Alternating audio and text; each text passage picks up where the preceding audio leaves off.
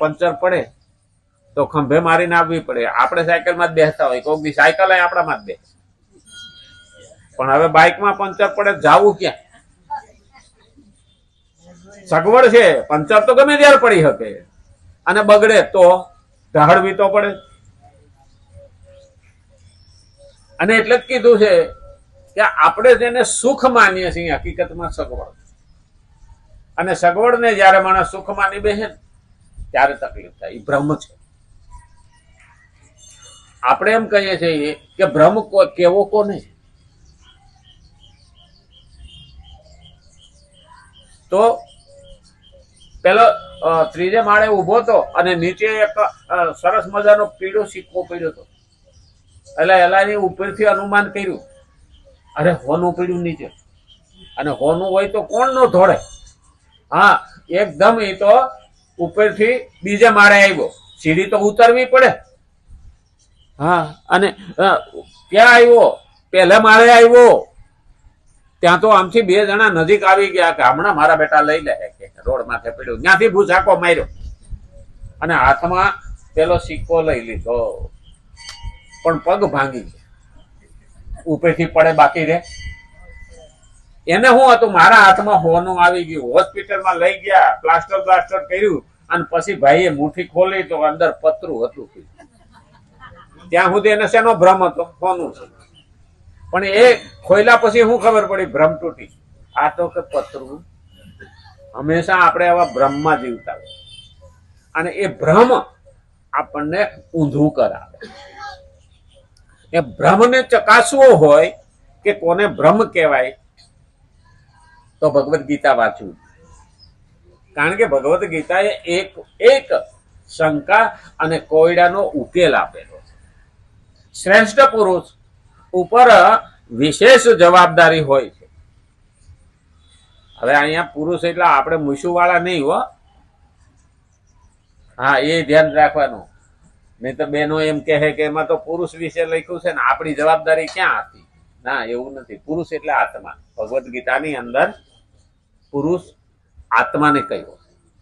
શ્રેષ્ઠ પુરુષ ઉપર વિશેષ જવાબદારી હોય. એટલે શ્રેષ્ઠ આત્મા ઉપર એની વિશેષ જવાબદારી હોય. જેમ ઘરમાં વડીલ ઉપર જાજી જવાબદારી હોય, વ્યવહાર કરતો હોય એની માથે જવાબદારી જાજી હોય, તો શ્રેષ્ઠ આત્મા ઉપર જવાબદારી વધારે હોય. કેમ કે બીજા લોકો સ્વાભાવિક તેમનું અનુસરણ કરે, એમનું જોઈને જ આ લોકો જીવતા હોય. આ ઘણાને ખબર ન હોય. અમે કાઠિયાવાડમાં જયારે ભણતા ત્યારે આવા ઢોસા બોસા કઈ જોયેલું નહીં. તો અમદાવાદમાં આવ્યો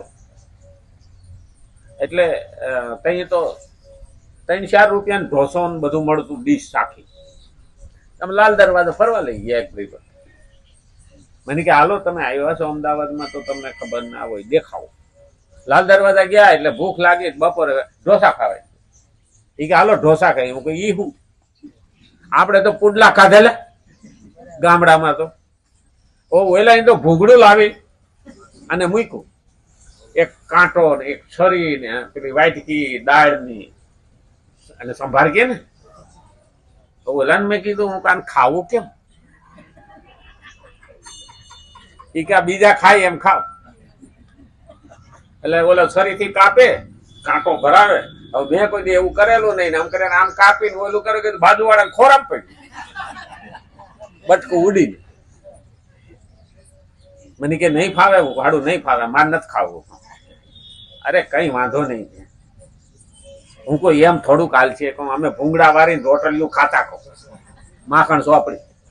આ ભૂંગળું ઉપાડ્યું હાથમાં, એક હાથમાં વાટકી, બટકા ભેરે જવાનું, વાટકી પીતો જવાનું. હું આ વળી ઢોસા બોસામાં શરીર કાંટા તો હાલતા છે. મને કે ન આવડ્યું. હું કહું ધરાઈ રહ્યો ને. આપણે દેશી રીતે હાલવાનું. અને એટલે જ કીધું, કેમ કે બીજા લોકો સ્વાભાવિક તેમનું અનુસરણ કરે. બધા દાંત કાઢવા માંડ્યા કે આ ઘરે ઘરે ટપક ટપક કરવું. 2-3 જણા મારી જેમ મટી ગયા ખાવા. ગામડાના આવ્યા હતા ને, એ બિચારા મતતા હતા.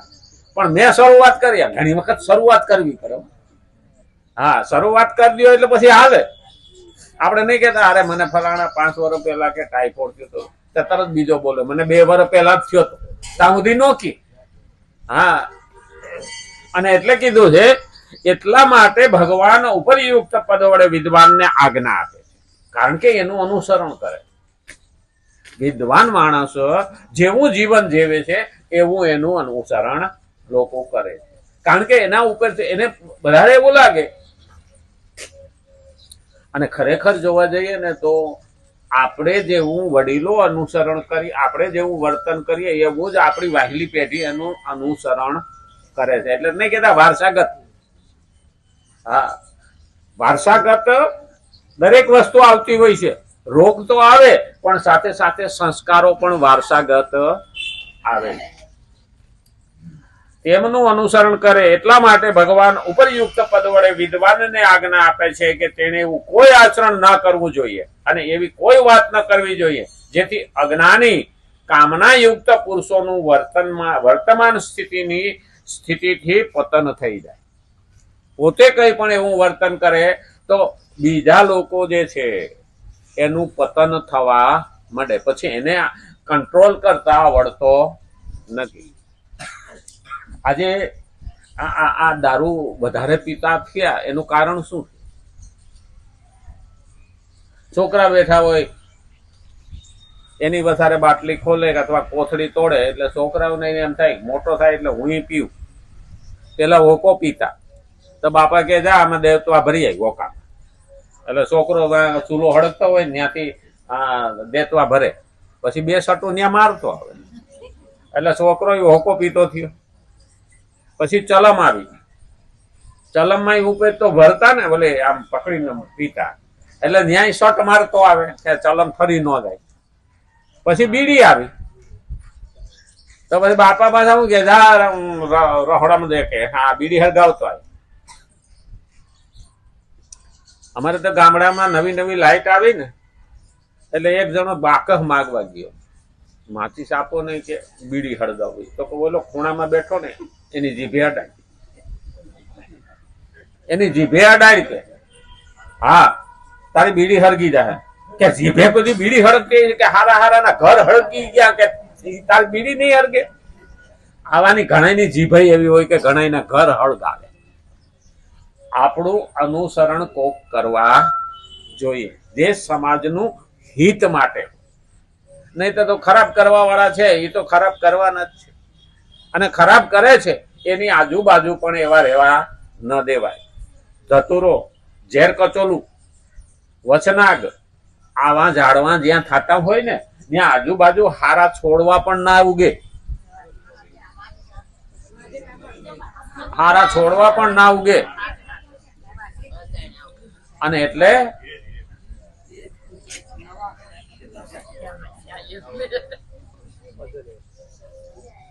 તો આવો સ્વભાવ હોય ને એની આજુબાજુ માણસ કોઈ પણ ન બે, કારણ કે એને ઓળખાણ આપી શકાય નહીં. તો કેવો સ્વભાવ રાખવાનો અને કેવો માણસ હોવો જોઈએ આ પેલું યાદ રાખવાનું. અને એટલે કીધું છે વિદ્વાનને આજ્ઞા આપે છે કે તેને એવું કોઈ આચરણ ન કરવું જોઈએ અને એવી કોઈ વાત ન કહેવી જોઈએ જેથી અજ્ઞાની કામનાયુક્ત પુરુષોનું વર્તમાન સ્થિતિથી પતન થઈ જાય. અજ્ઞાની પુરુષો હાલ જે સ્થિતિમાં છે તે સ્થિતિમાં તેમને વિચલિત કરવા, નીચે પાડવા, એને જ તેમનામાં બુદ્ધિભેદ ઉત્પન્ન કરવો એમ કહેવામાં આવ્યો છે. એને નીચે પાડવાનો ધંધો કરે. 2 પ્રકારના માણસો હોય, એક પોતે હારા થઈ શકતા નથી અને એક હારા છે. હવે હારા થાય છે એ કેમ પાછા પડે એના હાટુ ઓલા મહેનત કરતા, પોતાની ટિકિટ ખર્ચી અને એ એની નિંદા કરવા જાય, બીજાનું ખરાબ કરવા જાય. આવા પણ હરામી હોય. હા, એટલે તો પેલા અમેરિકાની અંદર વૈજ્ઞાનિકો ભેગા થયા હતા, આપણા વાળો વંદા લઈ ગયો તો આખું પાત્ર ભરી ગયો. હા, તો એનું ખાવાનું બોલ પડ્યો તો પેલું પાત્ર ખસેડી ખુલ્લું થઈ ગયું. એટલે ઓલો જાપાન વાળાએ કીધું ખાતા ખાતા વૈજ્ઞાનિક હતો કે તમારા પેલા વંદાનું પાત્ર કે ખુલ્લું રહી ગયું છે કે હજી આપણે એનું સંશોધન ચાલે છે તો બધા ભાગીદાર. ભારતના વંદા. હા, ઓલો શાંતિથી ખાતો હતો. ઈ કે પણ તમને ચિંતા નથી? તો કે ના ના. તો કે પણ વંદા ભાગી જાય કે ન જાય? તો કેમ? અમારા ભારતમાં કે બધાના સ્વભાવ જ એવા છે કે એક આગળ જતો હોય તો વાહે બે ટાટિયા ખેંચવા વાળા હોય જ. આ વંદાને બારો નીકળવા દે ખરા કે? વાહે બે વંદા સોટી પડશે એના પગે, એકય બારો નહીં જાય કે. હા, આપણા દેશમાં વાંધો આ છે. કારણ કે હારાને પાડવાનો ધંધો કરે પણ પોતે હારા થવા માટે કોશિશ કરે નહીં.